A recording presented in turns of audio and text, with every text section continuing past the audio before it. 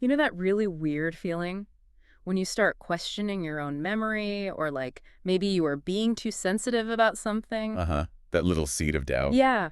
It's so easy to second guess yourself, right? Yeah. Especially with someone you care about. And sometimes that doubt, well, it isn't an accident. Hmm. Sometimes what looks like uh, really intense affection, it can actually be the start of something way more complicated and, frankly, damaging. Exactly. This is so insidious, isn't it? How abuse isn't always like this big, obvious thing. No, not at all. Often it starts really subtly. It chips away at your self-trust bit by bit, so you barely notice it's happening until you're, well, really deep in it. That questioning you mentioned, that's often the first clue, maybe, Yeah, that things aren't quite right. it can be, yeah. A sign the ground under you isn't as solid as you thought. Right. And that leads us perfectly into what we wanted to dive into today, this thing called the cycle of abuse. Mm-hmm. It's a concept identified back in 1979 by Dr. Lenore Walker. She interviewed loads of domestic violence survivors. And she found this pattern, right? Not just random incidents, but like a repeating cycle of emotional phases. Exactly, a recurring pattern. But it's important to say it's not always neat and tidy, stage Mhm. one, stage two.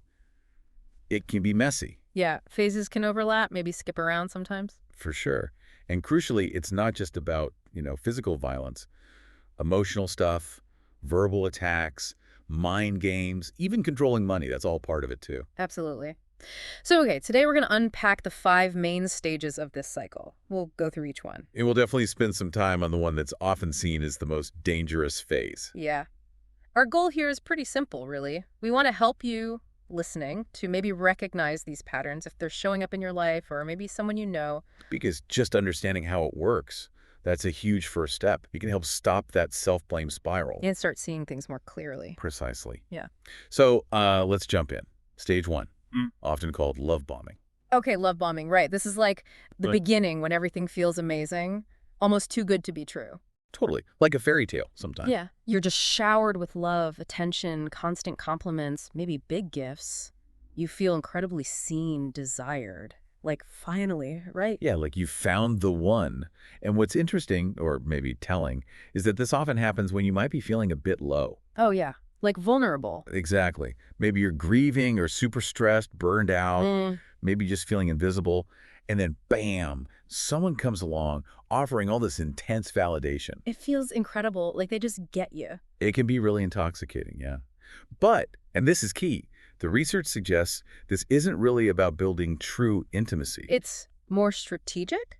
Kind of. Yeah. It's more about creating dependency fast, like Yes. putting you on this huge pedestal. So when they eventually knock you off, The fall is harder, and you're more likely to cling, remembering how good it used to feel. It bypasses that slower, organic trust building you see in healthy relationships. wow. Okay, so it's about control right from the start, even when it feels like pure adoration. That's the argument, yeah.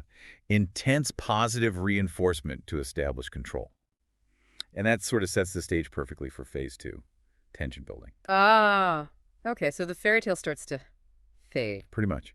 You start getting this feeling like, you're walking on eggshells. That constant low-level It- anxiety. yeah. Their mood might shift suddenly. Patience wears thin over nothing. Little things that seemed cute before start feeling off, unsettling. And you find yourself, like, watching everything you say and do, don't you? Trying not to rock the boat. Almost instinctively, yeah. You Like, become hypervigilant, scanning for those tiny shifts in their tone or expression, trying to head off trouble. you might notice little digs, too, right? Like sarcastic comments passed off as jokes. Or they dismiss your ideas, or just go cold sometimes, for no reason you can figure out. Leaving you totally confused, wondering, what did I do wrong? Exactly. And that's where the self-blame really starts to sneak in. Am I overreacting? Did I upset them somehow? Maybe I am too sensitive. And the abuser often pours fuel on that fire. They'll use specific phrases to make you doubt yourself. Like what? Give us some examples. You know the ones. You're just too sensitive. Or, can't you take a joke? Classic.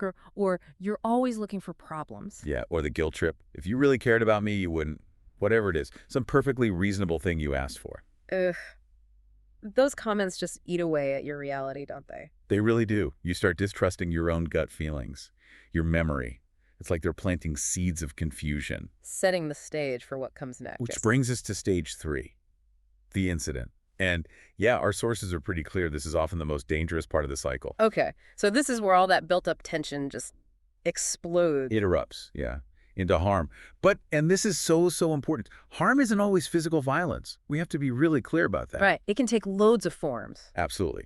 Verbal abuse, for instance. Name-calling, screaming, threats. Emotional stuff, too, like the silent treatment or deliberately isolating you. Definitely. Financial abuse, controlling all the money, taking yours. Right. Physical abuse, which, yeah, can mean hitting, but also throwing things, punching walls, slamming doors, creating fear. And then there's the psychological stuff like manipulation, guilt tripping, And gaslighting. That's a big one in this stage. gaslighting. Okay, can you unpack that a bit? It's a term we hear a lot. Sure. It's basically a tactic designed to make you doubt your own reality, your sanity even. How does it work? Well, they might deny something happened when you know it did. Flat out deny it.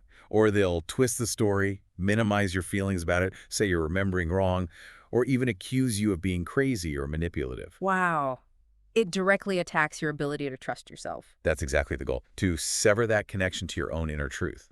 And it can be incredibly effective, sadly. And the sources also talk about something called DARVO, right? D-A-R-V-O. Yes, DARVO.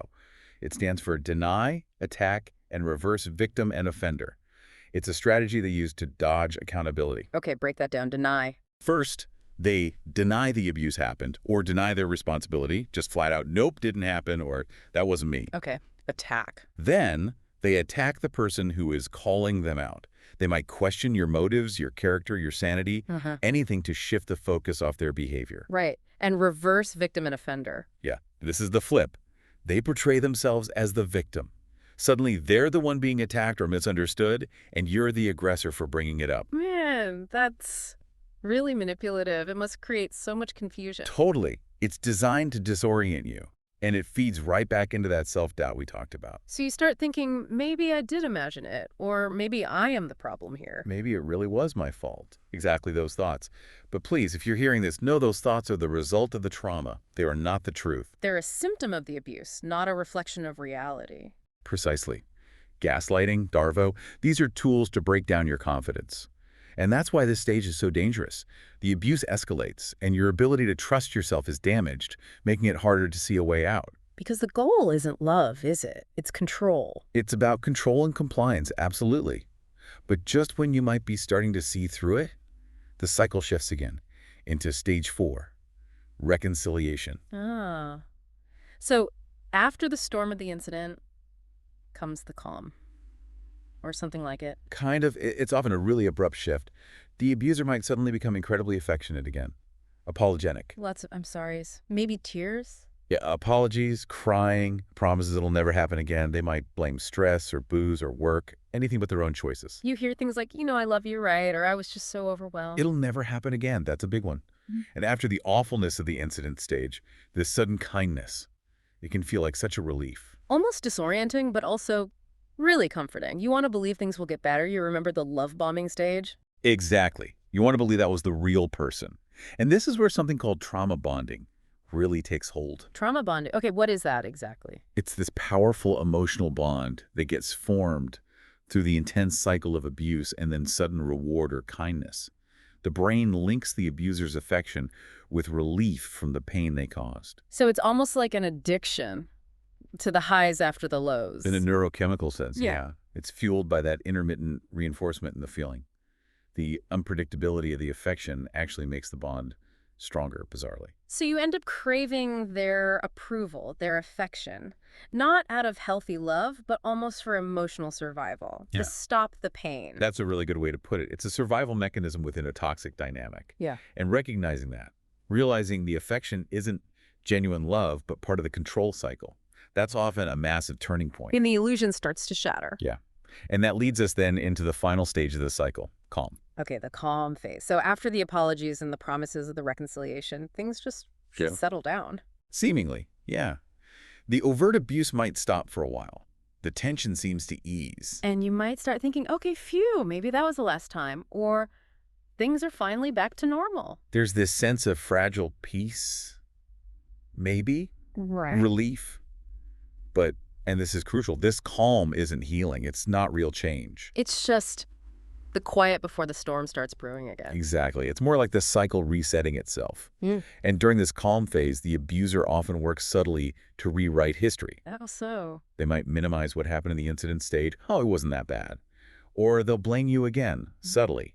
Or blame outside stress, make excuses, anything to avoid real accountability, Just sweep it under the rug, basically. pretty much. And our sources point out that this is also a stage where something called learned helplessness can really sink in. Learned helplessness. Yeah.